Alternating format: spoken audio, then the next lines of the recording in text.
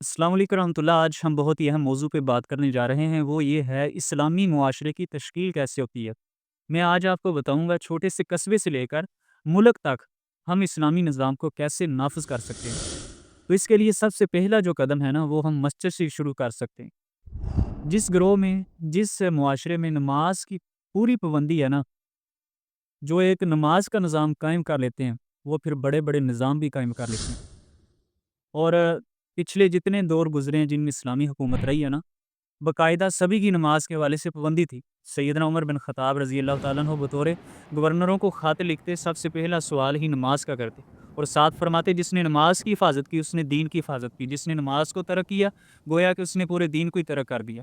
تو نماز اسلامی معاشرے کی تشکیل کے لیے بنیادی کردار ادا کرتی ہے۔ اب نماز کیسے بنیادی کردار ادا کرتی ہے؟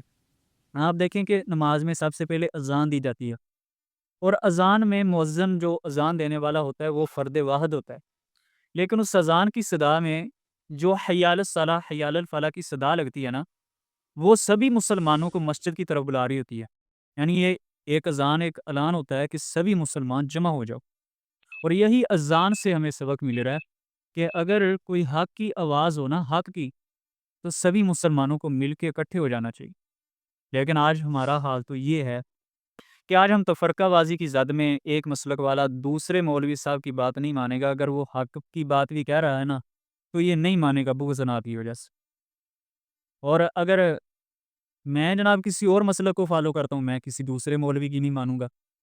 اگر حق کی بات بھی کہہ رہا ہو، ایک تو ہے نا غلط بات کہے، وہ تو آپ کا حق بنتا ہے اس سے اختلاف رکھنا، لیکن اگر وہ صحیح بھی کہہ رہا ہے پھر بھی اس کی نہیں ماننا، اس سے جو ہے چڑ رکھنا، اپنے دل میں بغض کینہ رکھنا، تو یہ پھر وہی بات ہے نا۔ قرآن مجید میں اللہ تعالیٰ فرماتا ہے یہود و نصارہ نے اپنے مولویوں کو جو ہے اپنا رہبر بنا لیا، دین کو بگاڑ دیا۔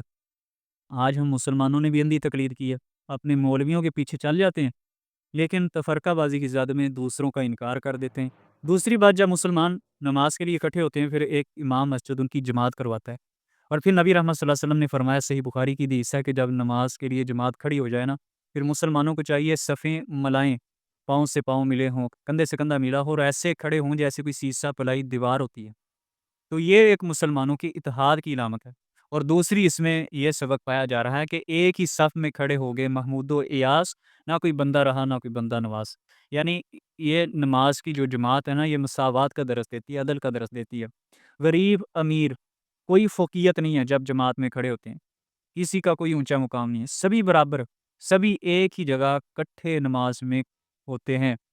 اور یہ نماز کے جو جماعت کا نظام ہے نا، یہ ہمیں عدل کا، مساوات کا درس دے رہا ہے۔ لیکن آج ہمارے ہاں کیا ہے، صرف دولت کو پروان چڑھایا جا رہا ہے۔ الہاکم التکاثر حتی زرتم المقابر، مادیت پرستی کا فتنہ ایسا ہے، اللہ تعالیٰ قرآن مجید میں فرماتا ہے تمہیں ہلاک کر دیا مال کی کثرت نے، حتیٰ کہ تم قبروں کے اندر پہنچ گئے۔ مادیت پرستی کی وجہ سے، یہ پیسے کی وجہ سے ترجیحات ہیں، پیسے کی وجہ سے ویلیو کریٹ ہوتی ہے ہمارے معاشرے میں، پیسے کو سامنے رکھتے ہوئے فیصلے کیے جاتے ہیں۔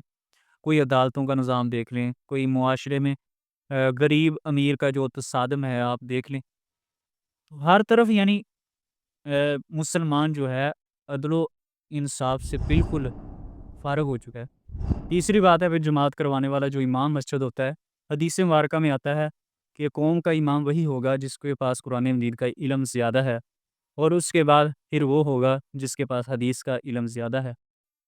تو یہاں بھی ایک بات سمجھنے والی ہے کہ مسلمانوں کی قیادت اس کو کرنی چاہیے کہ جو بندہ علم رکھنے والا ہو، جو صلاحیت رکھنے والا ہو۔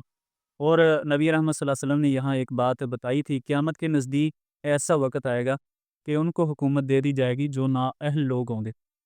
اور ایک حدیث میں آتا ہے قیامت کا اس وقت انتظار کرنا جب امانت ایسے لوگوں کو دی جائے گی جو امانت کو ضائع کر دیں گے۔ صحابہ کہتے ہیں یا رسول اللہ وہ ضائع کرنے والے کون ہوں گے؟ فرمایا وہ وہی لوگ ہوں گے جو نااہل ہوں گے، ان کے سپرد جو ہے نا مسلمانوں کی قیادت سپرد کر دی جائے گی۔ پچھلے لوگوں میں آپ دیکھیں جو بھی حکمران ہوتا تھا نا کسی قوم کا، وہ نماز خود انہیں پڑھاتا تھا، وہ عید کا خطبہ خود دیتا تھا، اور اسی طرح وہ جمعے کا خطبہ خود دیتا تھا۔ اور جو ممبر رسول پہ کھڑے ہو کے نبی صلی اللہ علیہ وسلم کی سنت ہے نا، ہاتھ میں آسا مبارک پکڑنا، اس میں بھی ایک حکمت ہے کہ یہ آسا ایک نشانی ہوتی تھی کہ مسلمانوں کے پاس پاور سٹک ہے، مسلمانوں کے پاس طاقت ہے، فورس ہے، لیکن آج خطبوں میں پہلی بات ہے کہ جو ہمارے لیڈر ہیں وہ اتنی صلاحیت نہیں رکھتے کہ وہ دین کی باتیں کر سکیں، خود ان کی تعلیم اتنی نہیں، بلکہ وہ مغربی تعلیم یافتہ ہیں۔ اور دوسرا یہ ہے کہ اگر جن لوگوں نے یہ فریضہ سر انجام دے رہے ہیں ائمہ مساجد، تو ان کے ہاتھ میں بطور عصا تو پکڑا ہوتا ہے، لیکن اس کے پیچھے وہ طاقت نہیں ہوتی، فورس نہیں ہوتی، وہ اجتماعی نظام نہیں ہوتا، وہ قانون نہیں ہوتا۔ دیکھیں نا، یہ ایک نماز سی بہت زیادہ باتیں نکل رہی ہیں کہ ایک اسلامی نظام کی تشکیل کیسے ہوتی ہے اور نماز کتنا بنیادی کردار ادا کرتی ہے۔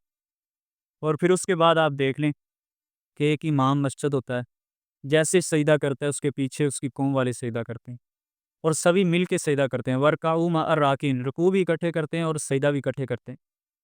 اور یہاں بھی مسلمانوں کے سمجھنے کی بات ہے کہ جہاں آپ کو قیادت بلائے حق کی طرف، سچ کی طرف، تو سبھی مسلمانوں کو اس بات پہ اکٹھا ہو جانا چاہیے۔ اور الحمدللہ اس بات پہ خوشی بھی ہے، کچھ مسائل میں ہم اکٹھے ہیں، مثلاً توہین رسالت کا مسئلہ ہو تو سبھی مسالک والے بلا جھجک اکٹھے ہو جاتے ہیں، یا کوئی حرمت رسول کا مسئلہ ہو، قرآن مجید کی حرمت کا مسئلہ ہو، سبھی اکٹھے ہو جاتے ہیں۔ یہ بہت ہی اچھی بات ہے کہ مسلمانوں کا اتحاد قائم ہے، لیکن ہمیں اس سے بھی بڑھ کے اتحاد کو قائم کرنا ہوگا۔ مسلمان کی مثال کل بنیانی ایک دیوار کی مانند ہے، اور مسلمان کی مثال کل جسم ایک جسم کی مانند ہے۔ اور یہ تفرقہ بازی کا اور یہ نفرتوں کا ہمارے معاشرے پہ اثر یہ پڑا ہے کہ آج مسلمانوں کی طاقت ٹوٹ چکی ہے۔ شیخ سعدی رحمۃ اللہ علیہ نے کہا تھا اگر چڑیوں میں اتحاد ہو جائے تو وہ بھی شیر کی کھال اتار سکتی ہیں، یعنی یہ پاکستان بہت اونچی سطح پہ جا سکتا تھا اگر اتحاد ہمارے اندر ہو۔ ہمارے استاد نے فیصل آباد کے حافظ شریف صاحب کو کہتے ہیں اس دور میں امت کا سب سے بڑا فتنہ اتحاد کا نہ ہونا، یہ بہت بڑا فتنہ ہے۔